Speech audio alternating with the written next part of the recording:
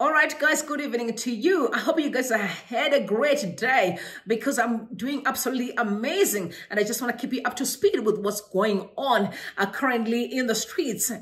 In fact, you remember the lady that came out gun blazing, accusing President Mnangagwa of, a rape, right?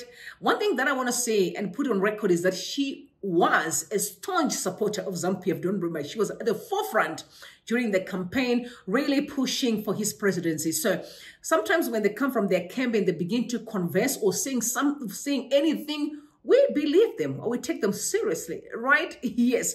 So I just want to read a tweet that she sends out on the 13th of July, 2024.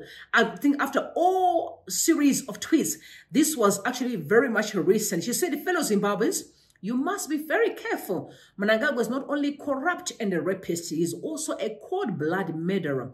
In what capacity does a provincial minister represent the state and meet a prime minister?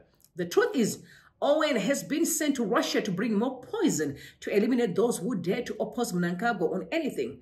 Outspoken people like Mutsvagwa and opposition party members must be very careful who they bring in their circle. It's her. She is gun-blazing, dropping tweets, very, very sensitive information. But and her username on X is African Deliquent. I know she's Gugu Ncube, and most of Zimbabweans know her, especially the ones that are on X, on social media. So without taking much of your time, guys, please take a listen. I can possibly be. You asked when the president assaulted me. I indicated that it was late last year. Actually, because of this stigma, I didn't want to speak out about it. What made me speak out about it is the 28-year-old that called me last week crying, saying the same thing happened to her. There was no way on this earth I could have said you are lying, because the same things she said she went through are the same things that I went through. The way those things are done are the same things. She didn't know my story because I had not spoken it to anybody. But I'm telling you today, what happened to her, it's exactly what happened to me. Because I could not come out with her name, she is on the ground, and I know that she's not safe. I cannot just put her in that situation and boom, speak out about her name, because the next thing she will be targeted. It triggered my own situation. I had to use my own situation. And my name, Salan, thank you so much for the awareness. I am aware of a lot of people whose love for me was conditional on the basis that I support Mnangagwa. I'm not paid to support Mnangagwa. I never had a contract with Mnangagwa. I supported him on the basis that now that he does not meet that basis, there is no way I can support my abuser. There is no way I can support somebody who has abused a 28-year-old with his position, guys. I am saying, and I refuse to be forced to do that. You can all post my protest and degrade and demean me. There is nothing on this planet that will stop me from supporting the victims of sexual abuse. I stand my ground. I have withdrawn my support on E.D. Mnangagwa. There are two things that have made me withdraw. One of them is the rape. That made me withdraw. Secondly is the levels of corruption that are happening in the country with the president in the center of everything. I don't want to touch on the political issues because this is not a political space, but I had to give you a hint on why. And you cannot blame me. You cannot force me. You cannot coerce me. You cannot blackmail me into that. I refuse. I would rather die than be blackmailed into supporting Mnangagwa at this stage. This is my life. I know what I went through. I know what I took myself from through the healing process. You can never pull me back there. No matter who you are, it will not work with me. I stand my ground and I rest. Thank you for that, Dr. Gugu. Now, as we are about to bring this to an ending, this particular segment, there's a few questions that I think you might want to engage with, and just as a reminder, you are under no obligation to answer any of these questions. So there are some people who are commenting in the comment section and generally, and some people rather are of the opinion that this whole thing is just a stunt. You are doing this to secure an asylum or a successful asylum application in Canada. So the question that I'm asking you is, what would you say to that? I will say they are talking nonsense because I already secured a job in one of the universities and I have already applied for my work permit. I'm waiting for my work permit to come out. So I don't know the nonsense that they are talking about. And I came here as a visitor. If I wanted to be one, I was going to be one. But I chose not to. I have a PhD. I've got no reason going that route. Thank you. Thank you.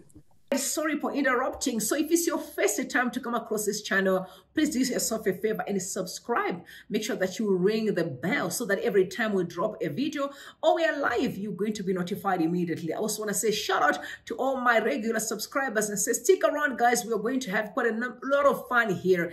And so, guys, I don't want to take much of your time. Please proceed with the listening. Yeah. Second question. It is being asked that you at one point claimed to be in possession of what is generally termed in the streets nudes of a particular individual, and that particular individual, it is being said that you also claim that he violated you. Now, the question that's being asked is, if he violated you,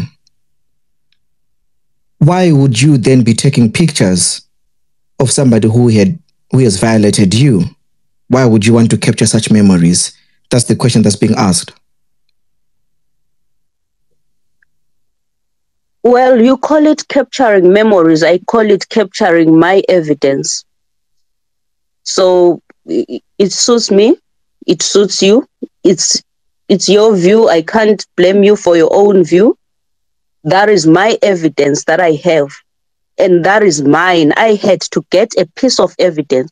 It's the same people were now going to be saying to me, you don't have even a piece of evidence. Now that I managed to capture that piece of evidence, the same people are saying, how did you manage to capture it? When? What time? If I had not captured it, it was going to be another story. So really, this shows how you cannot really please people. People will always have questions. So I refuse to live a life of pleasing people. I'm not money that will be liked by everybody. No, I'm not. I'm a human being. So whoever chooses to like me, they like me.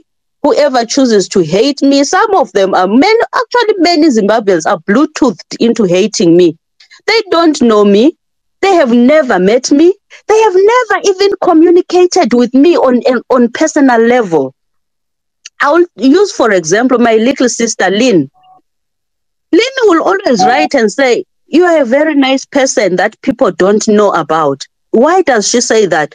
She knows me out of social media. She knows me. She knows who Gugu is. That is why she came to that conclusion to say, people don't know what kind of a nice person you are. But here people judge. For example, if you ask him, Kungunugwa, what did I do wrong to him? Him as a person. You ask Chaka, what did I do wrong to you as a person? You ask somebody here who has been insulting me. You ask twin sisters, what did I do to you as a person? All of these people are people who don't know Gugu. They are people who are judging what they don't know. They have never communicated with me on a personal level, except Chaka. Yes, we communicate on personal levels. But he also cannot claim he knows me. We have never spent even 10 minutes on the phone. We have never.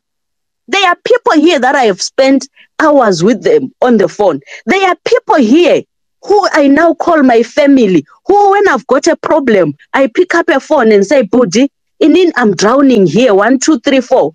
They don't talk. They are quiet. They are silent. They are watching from the terraces. They are even saying, Sisi, if you know this happened to you, we support you. All the way, I will support you. These are people that know me. But people that don't know me are Bluetoothed into hating me. Why are you so much jealous, Zimbabweans? I educated myself. I grew up. Simba knows my story. Hulu knows my story. I grew up without a nobody in my life. I grew up as an orphan. I raised me.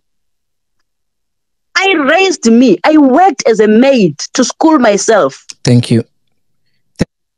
You cannot now turn back because I'm now having a PhD. You don't have it and you feel like I have managed to remain afloat and you feel threatened by me. You need to drop it. Let's learn to embrace each other as Zimbabweans. Let's learn from each other. I don't hate you. I fought many times with Simba. He doesn't hate me. I don't hate him. We both know that we don't hate each other, but we fought. We fight from time to time. Thank you. But you hate me for what? What did I do wrong to you as a person that you can stand in front of God and say, God, inini Gugu akandita 1, 2, 3, 4. It's so sad. We are a sad nation. We need to heal from whatever has hurt us. We cannot be going around bleeding everywhere. We cannot even be bleeding on people who never cut us. I stop here. Well said, Dr. Gugu. Yeah, so... Okay, sorry, Chaka. Dr. Gugu, it's fine. I'll give you your right to respond. I'll give you your right to respond, Chaka. I did take... It's fine. I'm watching football now. It's fine. I can... If the space ends, it's okay. I just wanted to... We are not ending the space yet, Chaka. So I do take note of what was said, and you will be afforded your right to respond to that. But, guys, we've been here since 4.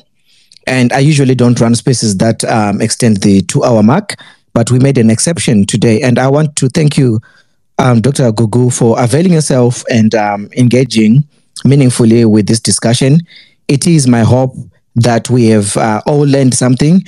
It is my hope that we have added value in your life and all the people who came to contribute and listen. At the very least, I pray that we have changed at least one person's viewpoint on this issue that we have in our society. So thank you, Dr. All right, so this is just my take on the entire saga. The problem that we have in Zimbabwe is we made a huge mistake by never to prioritize principles and ethics. You can see that there's a lot of things that are in a mess, which we need to really correct, right? I'm a person that as much as I don't have all the nitty-gritties about what she is alleging, but guys, remember we are talking about the head of state, the president of a country. But do not forget she's not the first person to come out again accusing President Mnangagwa of rape. We also have Susan Mutami again, who took, I think, hours online. I remember millions, thousands of Zimbabweans were live, actually listening to her narrating her ordeal, again, within the camps of Mnangagwa's family. So I just want to say, guys, I may not have all the details, but as far as I am concerned, it's very disturbing to have a head of state or a president being accused of such serious allegations. It is sad. It is said, even though we always brush things off and we keep moving like nothing happened, sometimes we need to go back to basics. I can only imagine if it was Chamisa or any other political player, we'll be going after them, right? Why are we so afraid to actually be able to confront Mnangagwa and ask him, sir, what are you saying about these allegations? No, we need to start taking life very seriously if we want Zimbabwe to turn in the right way, right? We have to change the way we approach issues. It is actually very embarrassing. It is embarrassing. And again, like I said, she's a staunch supporter of ZANU-PF. So when she comes out and say things that are so serious and also still alleging that there are also other women that are being, reporting or are also complaining about the same challenges, we really need to look deeper into it. But I also am a person who believes that one day truth will come out. It does not matter how long it takes. It will always going to come out. So tell me what you think in the comment section. You know what, guys, I can't wait to hear from you because I know it's going to be a lot, but always be respectful, right? Until next time, I love you all. And please, guys, stay tuned. We are here for life. Bless you and bye for now.